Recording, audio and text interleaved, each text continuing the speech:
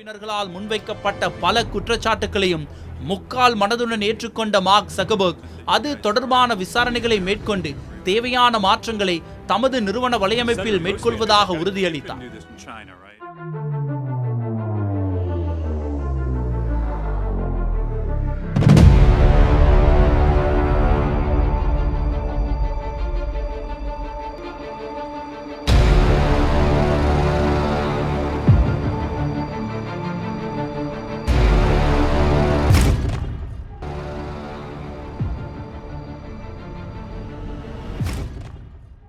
இந்த விசாரணைகள் இடம்பெற்றுக் கொண்டிருக்கும் போதே ஒரு சில உறுப்பினர்கள் பேஸ்புக் நிறுவனத்தின் மீதான நம்பிக்கையை தாம் இழந்துவிட்டோம் என கூறி தமது பேஸ்புக் கணக்குகளை அகற்றிக் கொண்டனர். இருந்த போதிலும் இந்த தனிப்பட்ட நபர்களின் அந்தரங்கம் தொடர்பான பிரச்சனை பேஸ்புக் நிறுவனத்தின் வளர்ச்சியில் இன்னும் எந்த ஒரு பாதிப்பையும் ஏற்படுத்தவில்லை. நாளுக்கு நாள் அதன் வளர்ச்சி என்பது கட்டுப்படுத்த முடியாத வகையில் வேகமாக இடம்பெற்று வருகிறது.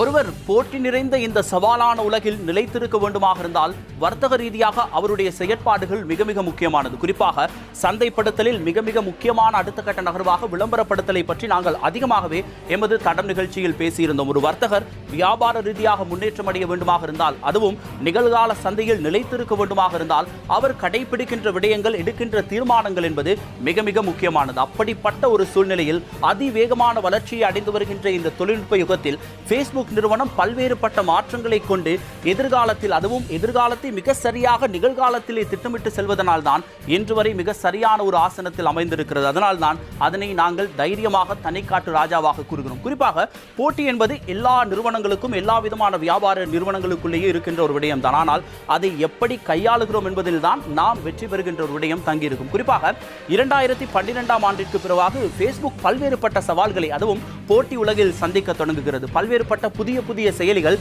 தங்களை அடுத்த கட்டத்தை நோக்கி நகர்வதற்கான செயற்பாடுகளை மேற்கொண்ட பொழுது பேஸ்புக்கினுடைய பயனாளர்கள் குறைந்து புதிய புதிய செயலிகளை நோக்கி நகர்வதற்கான வாய்ப்புகள் அதிகமாகியது. அதற்கு குறிப்பாக இன்ஸ்டாகிராமினுடைய வருகையை கூறலாம். இதனை தனக்கு சாதகமாக பயன்படுத்திக் கொள்ள நினைத்த மார்க் ஜக்கர்பர்க் எதிர்காலத்தை மிக சரியாக கணிப்பிட்டு இன்ஸ்டாகிராம் செயலியை தன்னுடைய செயலியோடு சேர்த்து வாங்கிக் கொள்கிறார். அதனை முற்றுமுழுதாக கையகப்படுத்துகிறார். அதற்கு அடுத்தபடியாக வாட்ஸ்அப் என்பது மக்களை மிக வேகமாக ஈர்த்து வருகிறது என்பதை உணர்ந்து கொண்டு அதையும் வாங்கிக் கொள்கிறார். இவ்வாறு பல்வேறுபட்ட செயலிகளை வாங்கி தன்னோடு இணைத்து ஒட்டுமொத்தமாக பேஸ்புக்கோடு அதனை மர்ஜ் செய்து மிகப்பெரிய ஒரு வளர்ச்சியை அடைவதற்கு காரணமாக அமைந்தார். அதனால்தான் போட்டி நிறுவனங்களை வாங்கி வாங்கி குவித்ததால் தான் இன்று வரை பேஸ்புக் தன்னை ஒரு மிக சிறந்த நிலையில் வைத்து கொண்டாடி கொண்டிருக்கிறது. அதுதான் மக்களை கட்டுப்படுத்தியும் வைத்திருக்கிறது. அதே போன்றுதான் மெசஞ்சர் செயலியையும் வாங்கியிருந்தார். இருந்தாலும் கூட ஸ்னாப்சாட் என்கின்ற செயலி தற்பொழுது அதிகமாக ஐரோப்பியர்களால் பயன்படுத்தப்பட்டு வருகிறது. இதனை கூட அந்த காலத்திலேயே வாங்க நினைத்த மார்க் ஜக்கர்பர்க்கு தோல்வி ஏற்பட்டது. அதனை விற்பதற்கு அதனுடைய தலைமை அதிகாரி விரும்பவில்லை. இருந்தாலும் கூட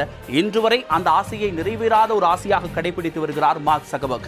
எப்படியாவது ஸ்னாப்சாட்டை வாங்கிவிட வேண்டும், அதையும் தன்னுடைய கட்டுப்பாட்டிற்குள் கொண்டு வந்து இந்த சமூக வலைத்தளத்தில் தான் தனிக்காட்டு ராஜாவாகவே எப்பொழுதும் இருக்க வேண்டும் என்கின்ற ரீதியில் பல்வேறுபட்ட விடயங்களை கையாள தொடங்குகிறார். அதுவும் எதிர்காலத்தை அடுத்த கட்ட நகர்வுகளாக உலகம் எப்படியான மாற்றத்தை சந்திக்கும் என்பதை மிக சரியாக கணிப்பிடக்கூடிய ஒரு தீர்க்கதரிசியாகவே மார்க் ஜக்கர்பர்க்கை குறிப்பிடலாம். அதனால்தான் ஆர்டிபிஷியல் இன்டெலிஜென்ஸ், வர்ச்சுவல் ரியாலிட்டி, அதே நேரத்தில் மக்கள் மீதான தொடர்பு என்கின்ற 3 தாரக மந்திரத்தை பிரதானமாக கொண்டு இந்த பேஸ்புக் செயலியை அடுத்த கட்டத்தை நோக்கி நகர்வதற்கான செயற்பாடுகளை மேற்கொண்டு வருகிறார். 2050ஆம் ஆண்டில் உலகம் மிகப்பெரிய ஒரு மாற்றத்தை சந்திக்க போகிறது என்பது ஒட்டுமொத்த வரலாற்று ஆசிரியர்களுடைய, அதே நேரத்தில் உலக வல்லரசு நாடுகளுடைய கணிப்பாக இருக்கிறது. அப்படிப்பட்ட 2050ஆம் ஆண்டிலும் பேஸ்புக் செயலி என்பது மக்களுக்கு மிகவும் தேவையான ஒரு செயலியாக இருக்க வேண்டும் என்பதற்காக இந்த ஆர்டிபிஷியல் இன்டெலிஜென்ஸ், அதே போன்று வர்ச்சுவல் ரியாலிட்டி போன்ற விடயங்களில் மிகவும் கவனம் செலுத்தி எதிர்காலத்திற்காக காத்திருக்கிறார் மார்க் ஜக்கர்பர்க். எப்படி இது சாத்தியமானது? அது என்ன ஆர்டிபிஷியல் இன்டெலிஜென்ஸ், வர்ச்சுவல் ரியாலிட்டி? இந்த செயலிகள் உண்மையில் பேஸ்புக்கிடம் வந்து சேர்ந்தால் எப்படியான ஒரு மாற்றத்தை இந்த சமூக வலைத்தளம் சந்திக்கும் என்பதை நாமும் தெரிந்து கொள்வோம். பேஸ்புக் நிறுவனம் ஒரு வகையில் வாடிக்கையாளர்களுக்கு இலவசமாக சேவை வழங்கும் நிறுவனமாக தோன்றினாலும் அவர்களும் எல்லா வணிக நிறுவனங்களைப் போல லாப நோக்கில் செயற்படக்கூடிய ஒரு தனியார் நிறுவனமே. ஏனைய நிறுவனங்களுடனான சந்தை போட்டி என்பது பேஸ்புக் நிறுவனத்திற்கு மட்டும் விதிவிலக்கான ஒன்றல்ல. எனினும் இங்குதான் மற்ற நிறுவனங்கள் போட்டியை எதிர்கொள்ள பயன்படுத்தும் தந்திரோபாயங்களில் இருந்து பேஸ்புக் நிறுவனம் வேறுபட்டு நிற்கிறது. ஏதாவது ஒரு சமூக ஊடக வலைத்தள நிறுவனம் பேஸ்புக் நிறுவனத்துடன் போட்டியிடும் வகையில் வளர்ச்சி அடைந்து வருகிறது என்று தோன்றினால் உடனடியாக அந்த நிறுவனத்தை அதிக விலை கொடுத்து பேஸ்புக் நிறுவனமே வாங்கிவிடும். உதாரணமாக 2012ஆம் ஆண்டு இன்ஸ்டாகிராம் நிறுவனத்தை Facebook $1 பில்லியன் முதலீட்டில் வாங்கியதை குறிப்பிடலாம். Facebook நிறுவனத்தில் காணப்பட்ட பாதுகாப்பு அம்ச குறைபாடுகள் மற்றும் தனிப்பட்ட நபர்களின் தகவல்கள் திருடப்படுகின்றமை காரணமாக பலரும் Facebook தளத்திலிருந்து இன்ஸ்டாகிராம் செயலிக்கு மாறிக்கொண்டிருந்த காலகட்டம் அது. இதனை புரிந்து கொண்ட Facebook நிறுவனம் உடனடியாக இன்ஸ்டாகிராமை வாங்கியது. இதேபோல 2014ஆம் ஆண்டு வாட்ஸ்அப் செயலியை $19 பில்லியன் கொடுத்து விலைக்கு வாங்கியது Facebook நிறுவனம். இதற்கு முன்னதாக ஃப்ரெண்ட்ஸ்டார் தளத்தை $40 மில்லியன் 2010ஆம் ஆண்டில் வாங்கியது. Facebook நிறுவனம் வாங்கிய பிரபலமான 3 நிறுவனங்களான இன்ஸ்டாகிராம், வாட்ஸ்அப், ஃப்ரெண்ட்ஸ்டர் பற்றி மட்டுமே நாங்கள் குறிப்பிட்டுள்ளோம். வெளியே வராத செய்தியாக Facebook நிறுவனம் 70க்கும் மேற்பட்ட தகவல் தொழில்நுட்ப நிறுவனங்களை விலைக்கு வாங்கி தமது முதலீட்டு சொத்தாக பேணி வருகிறது.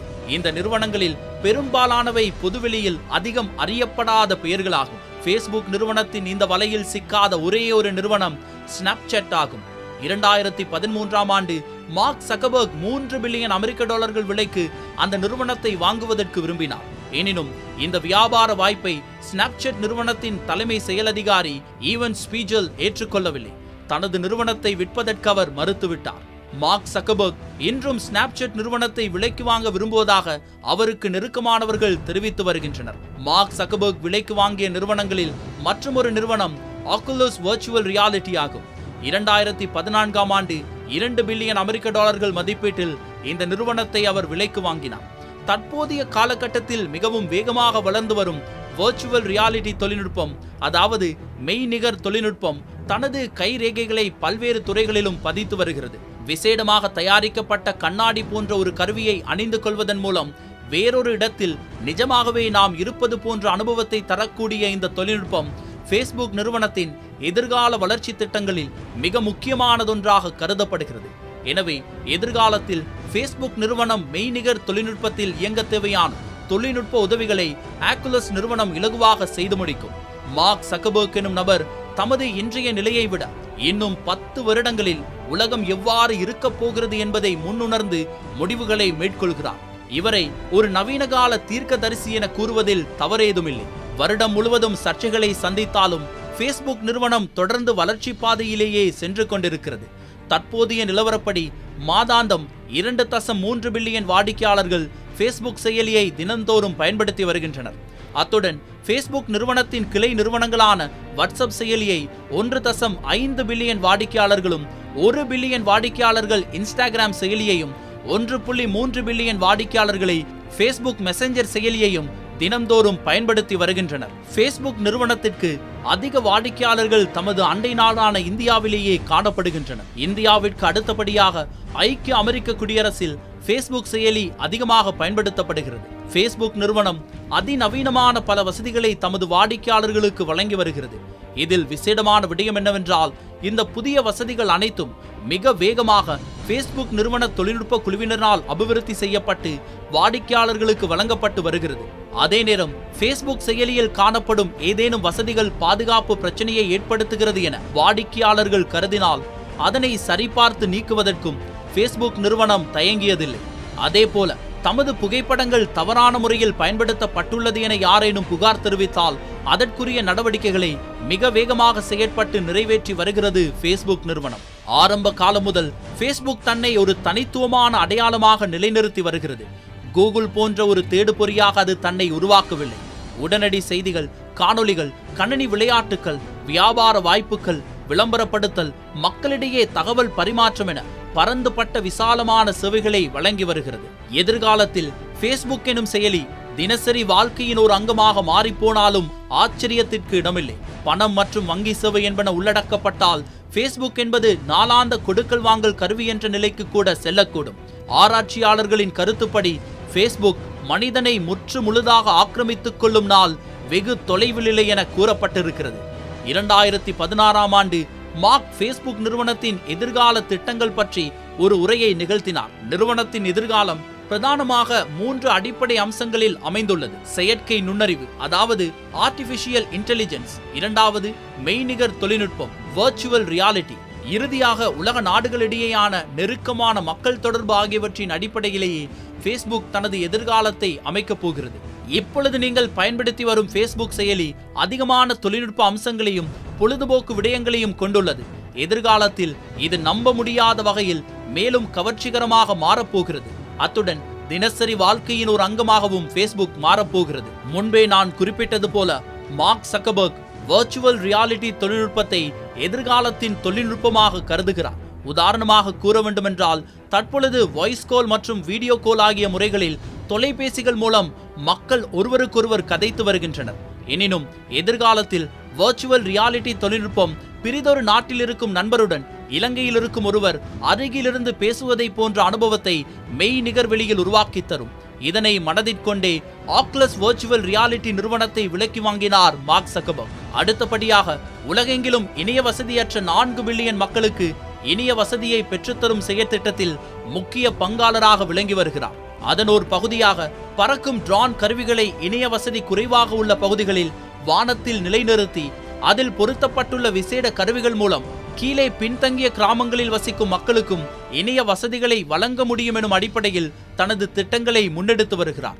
ஒரு வகையில் இது மக்களுக்கு நன்மை பயக்கும் விடயமாக தோன்றினாலும் மறுபுறம் மார்க் சக்கர்பர்க் தனது உற்பத்திகளை சந்தைப்படுத்த புதிய சந்தைகளை உருவாக்கும் ஒரு திட்டத்தின் பகுதியாகவும் இது காணப்படுகிறது. நேற்று வரை இணைய வசதி இல்லாமல் வாழ்ந்து வந்த ஒரு மனிதன் இன்று இணைய வசதி கிடைக்க பெற்றால் அவன் பயன்படுத்தும் முதலாவது செயலியாக Facebook சமூக ஊடக வலைத்தளமே இருக்க போகிறது. எதிர்காலத்தை பற்றி பல முன்னேற்றகரமான செயற்திட்டங்கள், எண்ணக்கருக்கள், தீர்வுகள் என்பன Facebook நிறுவனத்தின் புத்துருவாக்கும் குழுவினரிடம் காணப்படுகின்றன. தினசரி புதிய புதிய முன்மொழிவுகளை அவர்கள் மார்க் சக்கர்பர்க்கிடம் வழங்கி வருகின்றனர். எனினும் மார்க் மிகவும் நிதானமான முறையிலேயே மாற்றங்களை ஏற்படுத்தி வருகிறார். காரணம், எதிர்காலம் என்பது நாம் பிடித்து இழுத்து அருகில் கொண்டு வரக்கூடிய ஒரு விடயம் அல்ல. உலகத்தின் சகல ஓட்டத்திலும் இயல்பாக உருவாகும் ஒரு கால மாற்றமே எதிர்காலமாகும். இதனை அனுசரித்து பயணிப்பதே நிறுவனத்திற்கும் மக்களுக்கும் சிறந்தது என அவர் கருதுகிறார். இதன் போது இயற்கை வளங்களும் பாதுகாக்கப்படும் என மார்க் கூறுகிறார்.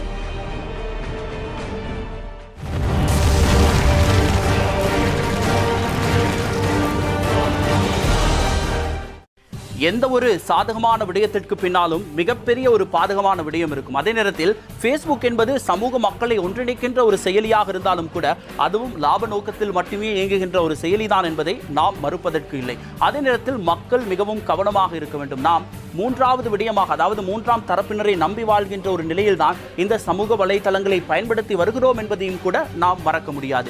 எம் கூட இருப்பவர்களையே நம்ப முடியாத இந்த காலகட்டத்தில் மூன்றாவது ஒரு நபராக, அதாவது ஒரு கட்டுப்படுத்தப்பட்ட இதிலிருந்து வெளிவர முடியாத ஒரு விடயமாக இந்த Facebookை நாங்கள் பயன்படுத்தி வருகிறோம். இதிலும் அதிகமான பாதிப்புகள் இருக்கின்றன, பாதகமான விடயங்கள் இருக்கின்றன. அதற்கு மிக சிறப்பாக பல்வேறுபட்ட விடயங்களை குறிப்பிடலாம். போலி கணக்குகள் மூலமாக Facebook பலருடைய வாழ்க்கையை சின்ன பின்னமாக்கி இருக்கிறது என்று தான் கூற வேண்டும். குறிப்பாக இவர்களுடைய கட்டுப்படுத்தல் சட்ட திட்டங்கள் என்பது மிகவும் மோசமான ஒரு நிலையிலேயே இருந்து வருகிறது. அனைத்து விதமான மக்களையும் திருப்திப்படுத்த வேண்டும் என்கின்ற ஒரு விடயத்திற்காக பல்வேறுபட்ட செயலிகளினூடாக செய்திகளை பரப்புவதற்கும் அதற்கான விடயங்களை செய்வதற்குமான ஒரு வாய்ப்பை இந்த Facebook ஏற்படுத்தி கொடுத்திருக்கிறது. இதனால் தான் பல்வேறுபட்ட போலி கணக்குகள் உருவாக்கி அதனூடாக பல்வேறுபட்ட மாற்றங்கள் உலகளாவிய ரீதியிலே ஏற்பட்டு இருக்கிறது. இதற்கு மிக சிறந்த உதாரணமாக பல்வேறுபட்ட விடயங்களை நாம் குறிப்பிடலாம். குறிப்பாக லிபியாவினுடைய தலையெழுத்தை மாற்றிய மிக முக்கியமான ஒரு செயலியாக Facebook இருந்தது. அந்த நேரத்தில் அங்கு நடைபெறுகின்ற பல்வேறுபட்ட விடயங்களை சமூக வலைதளங்களிலே இவ்வாறு உடனடியாக நிமிடத்திற்கு ஏன் செகண்டுக்கு செகண்ட் அறிந்து கொள்வதற்கு கூட இந்த Facebook செயலியினுடைய சர்வரினுடைய தன்மை காணப்பட்டது. அதனால் தான்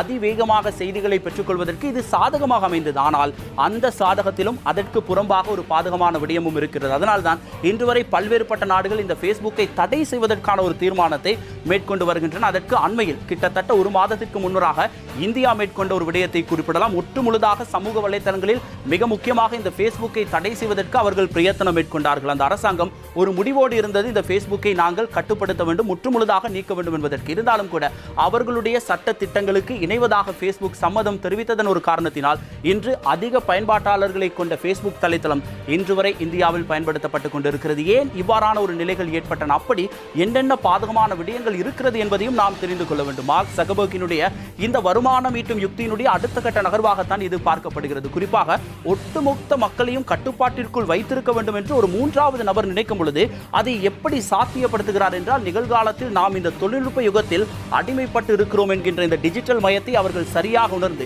அதற்கு ஏற்றால் போல் ஒவ்வொரு செயற்பாடுகளையும் மேற்கொண்டிருக்கிறார்கள். அதனால் தான் இன்று வரை தன்னுடைய முதலீட்டாளர்களை அதி உச்ச பயனாளர்களாக அவர்கள் வைத்திருக்கிறார்கள். ஃபேஸ்புக்கில் முதலீடு செய்தவர்கள் மிகப்பெரிய லாபத்தை சம்பாதித்தார்கள். அவர்களுடைய கொள்கை அவ்வாறு இருக்கின்றது. ஆனாலும் கூட பயன்பாட்டாளர்கள் அனைவரும் திருப்தி அடைகிறார்களா என்ற கேள்விக்கு நிச்சயமாக சரியான பதிலை எம்மால் கொடுக்க முடியாத அளவுக்கு இதிலும் பல பாதக நிலைகள் இருக்கின்றன. இருந்தாலும் கூட ஃபேஸ்புக்கை விட்டுவிட்டு வேறொரு செயலிக்கு, அதே நேரத்தில் அதிக லாபம் ஈட்டும் செயலியாக யூடியூப் பக்கம் சென்றாலும் கூட இவ்வாறான பிரச்சனைகள் இருக்கத்தான் செய்கின்றன. ஆனால் யூடியூபாக இருக்கட்டும், ட்விட்டராக இருக்கட்டும், ஃபேஸ்புக்கினுடைய பயனாளர்களுடைய தொகையை விட மிக குறைந்த அளவிலே காணப்படுகிறது. அதற்கு அவர்கள் கடைபிடிக்கின்ற மட்டுப்படுத்தப்பட்ட விடயங்களை கூட குறிப்பிடலாம். இவைகள் ஏன் அரங்கேறுகின்றன? அப்படி என்னென்ன பாதகமான விடயங்கள் இந்த ஃபேஸ்புக் செயலில் இருக்கின்றன? மார்க் சக்கர்பர்க் தன்னையும் தன்னுடைய நிறுவனத்தினுடைய இந்த செயலியையும் எவ்வாறான மாற்றத்திற்கு உட்படுத்தினால் மக்கள் தொடர்ந்து மிகப்பெரிய நன்மையை இந்த செயலினூடாக பெற்றுக்கொள்ள முடியும் என்பதை நாமும் தெரிந்து கொள்வோம்.